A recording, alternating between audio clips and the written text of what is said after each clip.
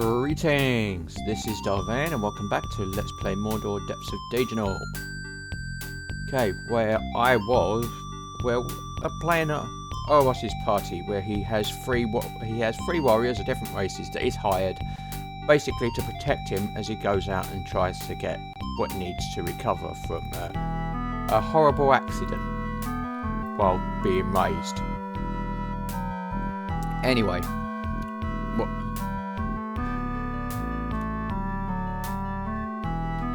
because this game is quite grindy,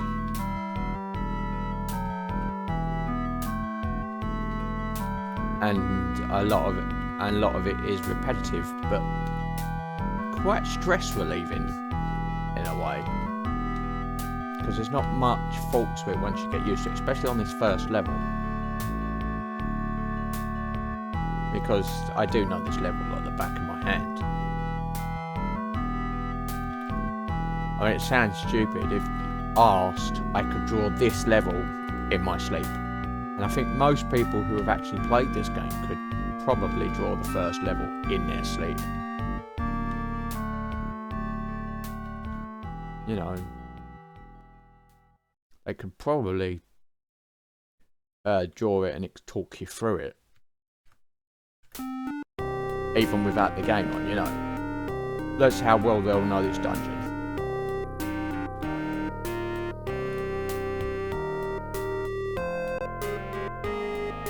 Simply because it's where most people will grind at the beginning of the game.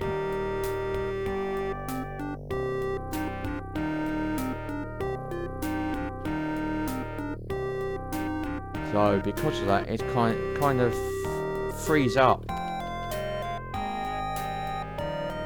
my mind to just kind of wander and talk. Or not, as the case may be, depending on how I'm feeling. But for the past couple of episodes, I've quite enjoyed talking about D&D and with the aim of eventually how it relates to this game. Well, basically I don't know the exact date. I think it was could be around about 79, simply because I know I've got a copy of I've got a set of the first edition Advanced Dungeons and Dragons books sitting on my shelf, published in 1979. They're actually older than I am. And it's an heirloom copy that I managed to snag from being destroyed.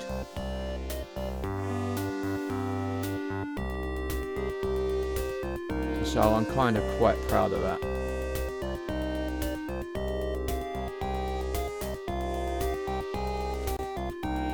But it's quite interesting because around that time, I don't know if you had there was a split between Dave Arneson and Gary Gygax, and if I recall correctly, it was basically the direction to take Dungeons and Dragons,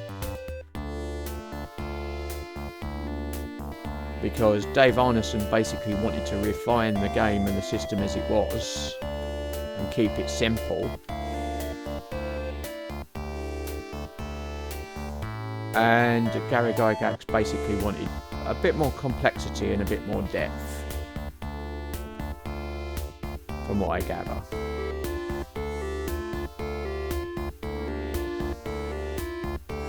So they kind of split it into two kind of product lines, with Dave Arneson kind of overseeing Dungeons and Dragons, and Gary Gygax in Advanced Dungeons and Dragons, with the idea that you'd go from one to the other eventually. I mean, that was the basic principle, and it was that kind of worked, but it was kind of confusing because having basic and advanced D&D kind of makes, you can sort of make sense, but then basic kind of expanded. So what you got then was basic D&D was like, we provided the first 3 levels. It's very basic, and then that's all you really need, and then you'd kind of jump to advanced D&D, which had a which was where the separation for race and class came in, because for basic D&D, being an elf or a dwarf was your class. Dwarves were essentially fighters. Halflings were small sneaky fighters. But elves were insanely overpowered because they were fighter mages, who didn't suffer from the same issues that a magic user would. So, going back to the characters that wanted to do everything, basically you played an elf.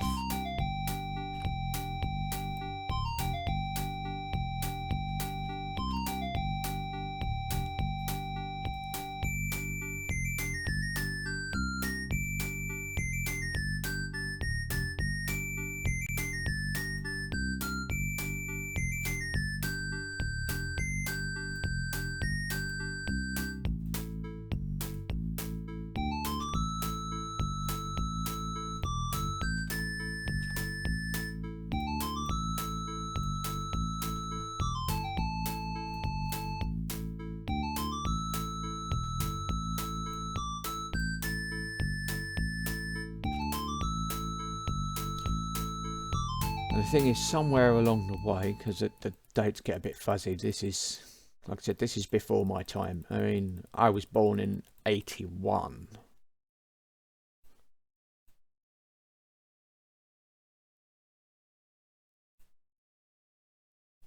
So this is all pretty much kind of like, this is like the depths of ancient history, coming from scholarship and reading rather than actual experience.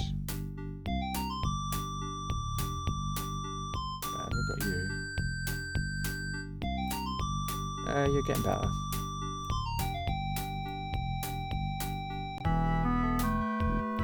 So yeah, basically what happened is the product lines became separated, and then kind of both went off in their own direction. I mean, basic D&D was, everything was classes, and race was a class.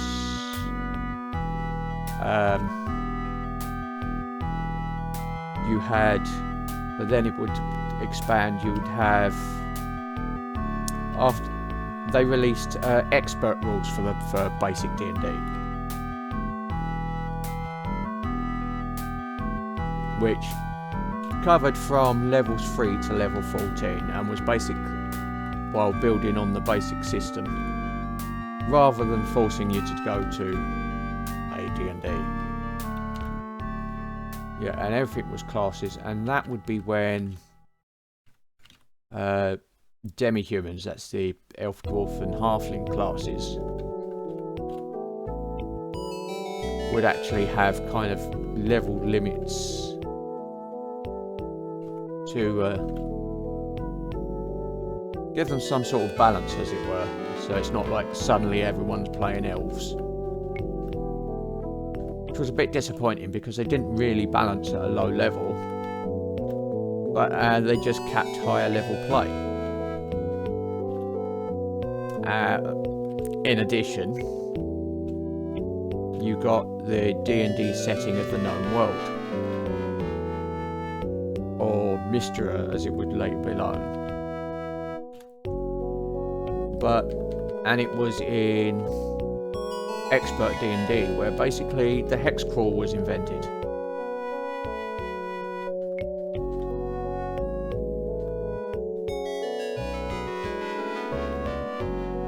I mean, and that would be known as, I think that was the whole. That was done by Holmes, and is known as the BX edition of D&D, because you had basic and expert. Alongside that, you had a series of modules coming out, which were the B series modules for basic adventures, which meant that they could be, they were levels 1 to 3, could be used with the basic rules, and you had the X series for the expert rules, which basically explored the known world over time. I started off with, I mean, both have their iconic modules. I mean, the B series had it started off with B1, which was basically a pre-designed dungeon, but the DM still had to stock it. But it was done mostly by allocating where the monsters would go in a dungeon. The monsters and the treasure and that were already rolled. You just decided which ones you were going to use and where. And then you had the basic layout of the dungeon.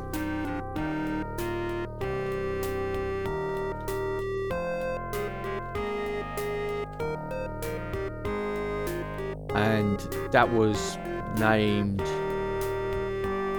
That module was actually named In Search of the Unknown. B1 In Search of the Unknown, and was basically given away with basic D&D. So a lot of people played that.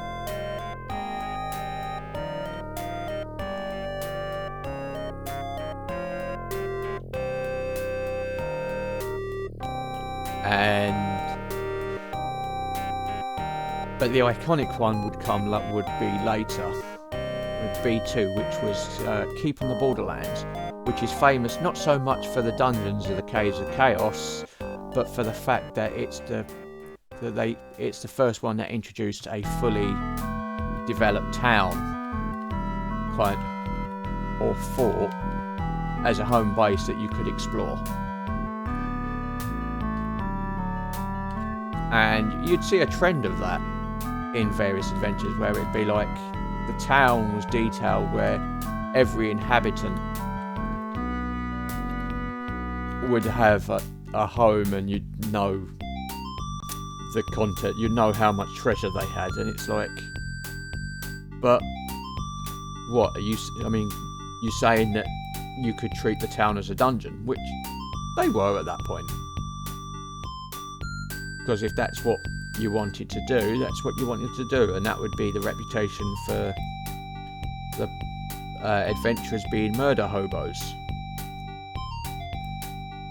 Not just because they wander around dungeons killing the inhabitants, but because they'd actually be able to do that to towns as well, if the GM let them.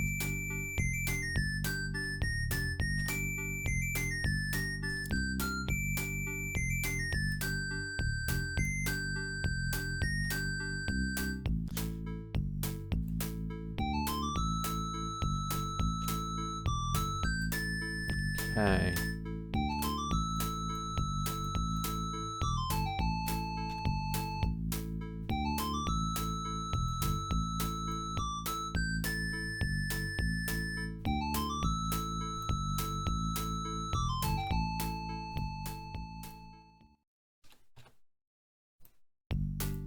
Potion of Youth.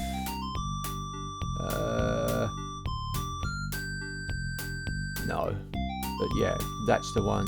Reduces your con by 1, but it subtracts your age. With 38, we don't need to worry about Potion of Youth just yet.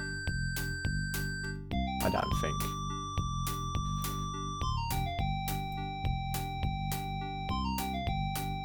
Now, I think the maximum age for humans is 100, and everyone else is higher than that. So, kind of, we need to get to about 75 before we even think. I don't know if there's reductions for age in this. I don't think there is.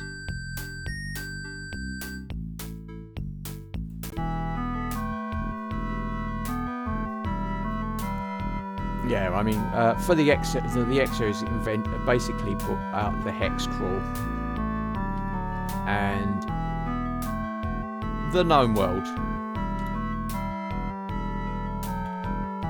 because basically the expert actually had the world map, and it was the world, essentially the world of Blackmoor that had been advanced.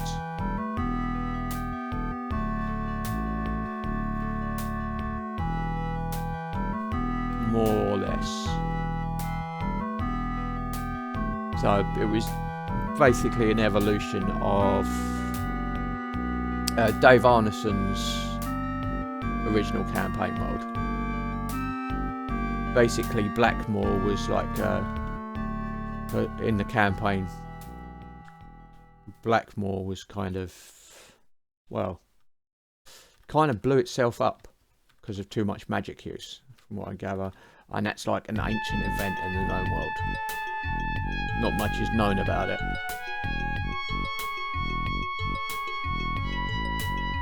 So the iconic module for that series was X1, the Isle of Dread, which would actually see the party go on a hex crawl through an island in the which was full of dinosaurs. Basically, the players could sail around and be given a basic map of the exterior of the island, but they had to kind of plan expeditions to go and explore it, fill it in, and eventually find their way to the centre where the dungeon was, rather than just, as would be the case in basic, travelling from town to the dungeon. And most of the X series of modules would kind of feature that version of hex crawl, which covered a lot of the continent of the setting and expanded the frontiers, which was quite cool.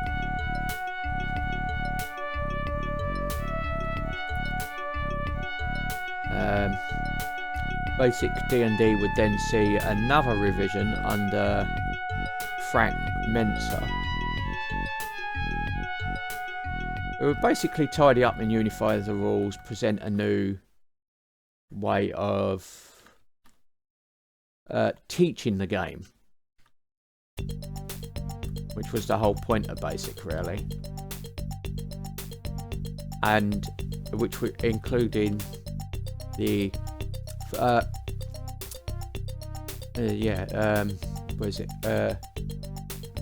Fighting Fantasy series, for example. If you choose your own adventure novels by Games Workshop, had come out by then. So similar kind of ideas were put in place to basically teach basic D&D.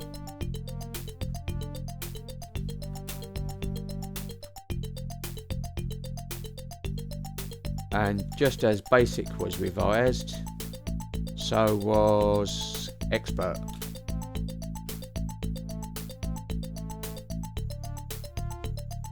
Again with the world map.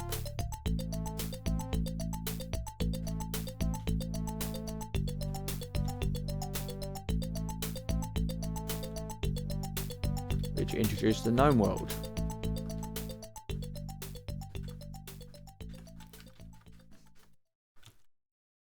And it was that, I mean, that's a setting where Karamikos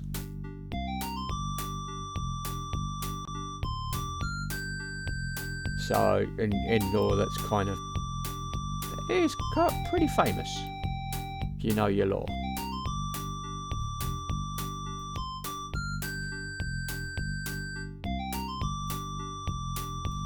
So anyway,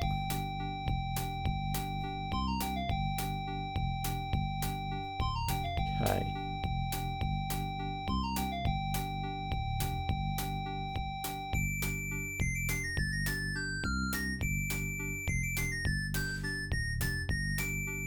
But as always, I mean, Expert took the players up to level 14, but as always, players want more.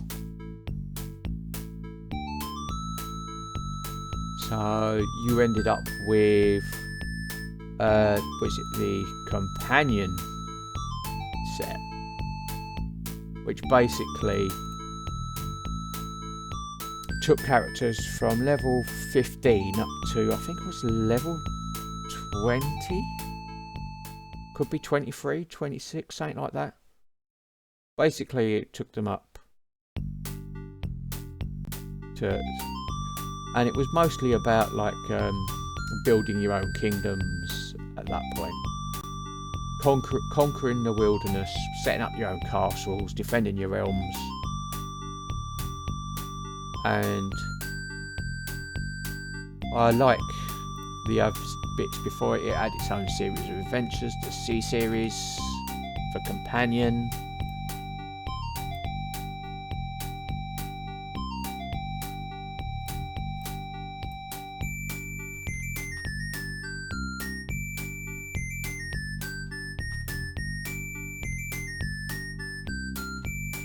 Which was basically around a kind of massive warfare, building your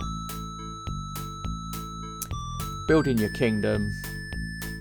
I can't remember what the first one was called. C1. Could look it up, but can't be bothered. Potion of Insight. We'll keep you.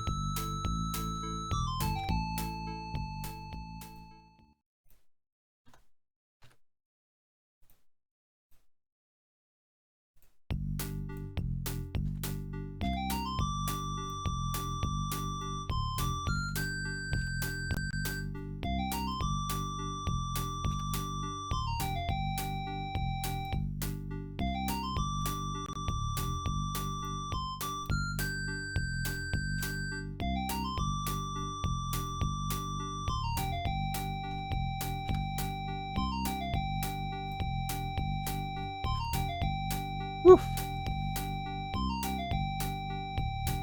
Man, it's quite a lot.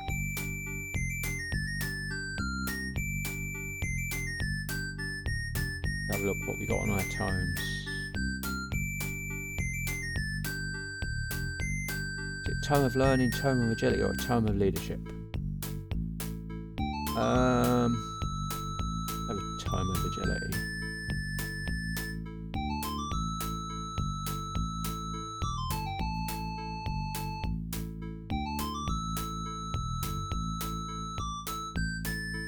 Yeah, I do. So yeah.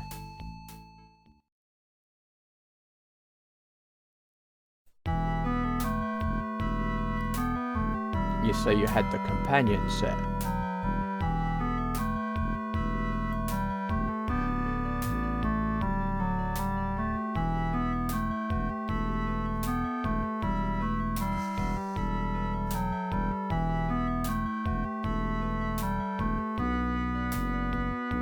We just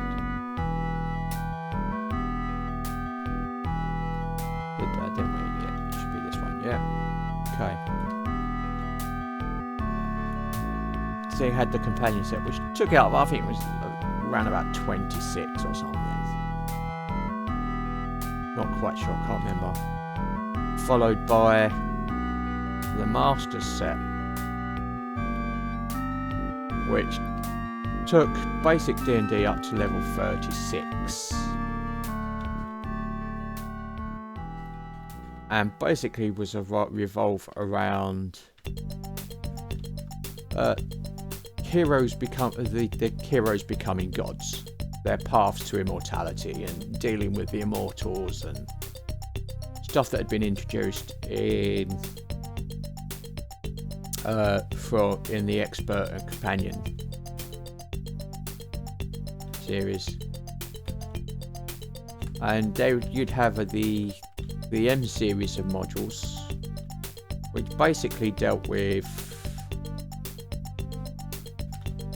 a plot that's around the of opposing the chaotic deity of Alphax, who for some reason hated the continent of Alphatia. And that was pretty much what a lot of those adventures in the campaign was about. And generally through the master set you'd kind of find ways for each class to choose how they become immortal.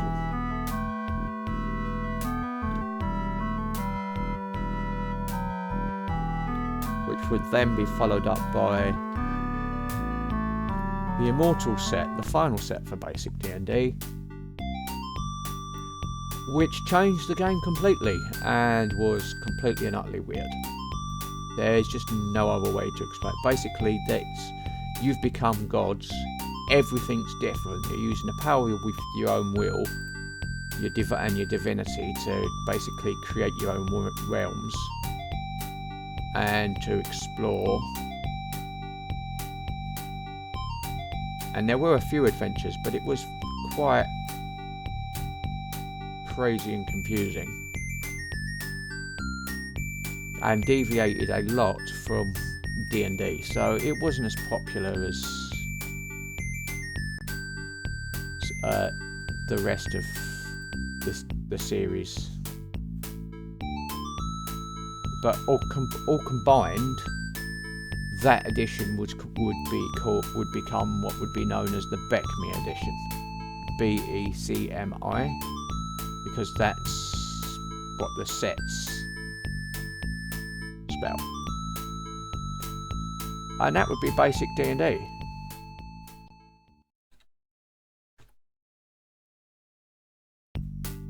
Meanwhile, AD&D, you had races separate from classes.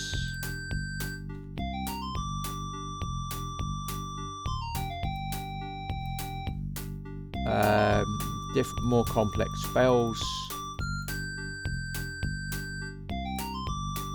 and because it wasn't limited like basic D&D, you didn't really have the need to have advanced expansions, because they covered the raw. I think they covered going up to level 20.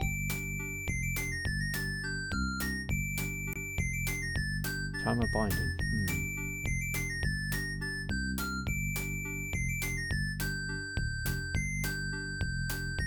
See what we got. Learning or leadership? Learning.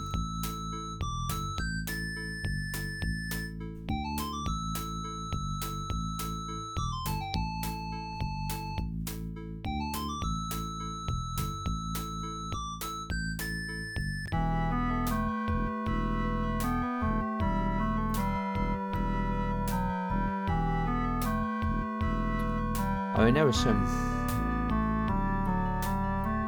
What was interesting is that I believe AD&D would introduce both the assassin character, who is basically a sneaky thief that basically poisons stuff, and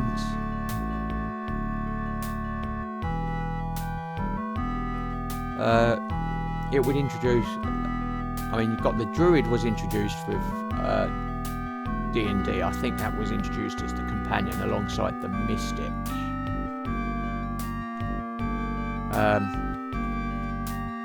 AD&D would introduce the paladin, which was your fighter cleric.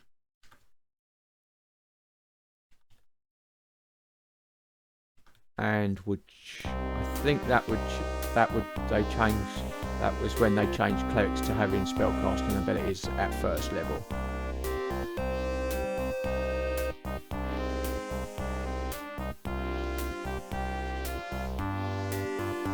I mean, races and classes were different, so now you could be an elven fighter or an elven thief.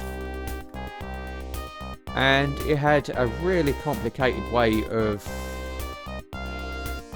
becoming a bard, because you had to take levels in fighter, then you needed to change to become levels in druid. Yeah, no, in fighter, then it was levels in rogue, and then you had to change to do levels in druid. And then you would qualify as a bard, which was basically fighter mage thief. Which would become the joke class.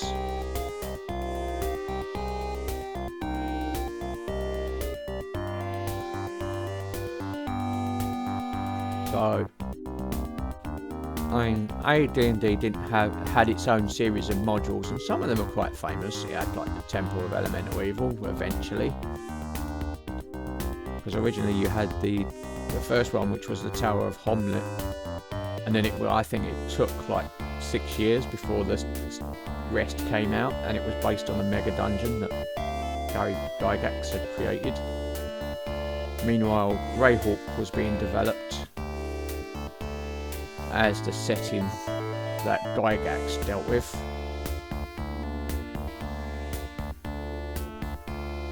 And created as opposed to the Gnome World or Mistra or...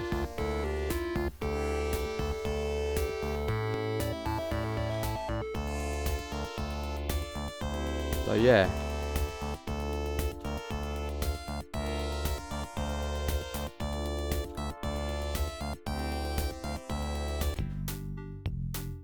So basically you had the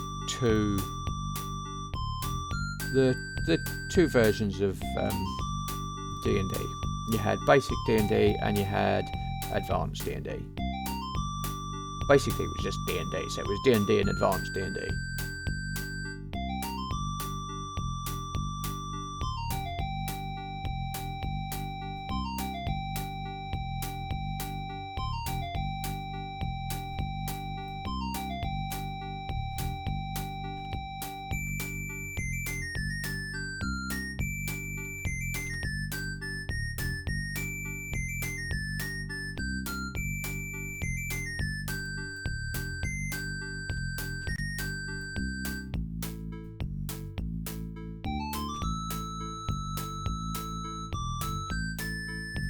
Okay, so I'm going to call it there. This has been Vane doing Let's Play Mordor, Depths of Dejenol. If you like what you're seeing here, be sure to like, subscribe, share and comment. Please consider sponsoring me on Patreon. And until next time, goodbye.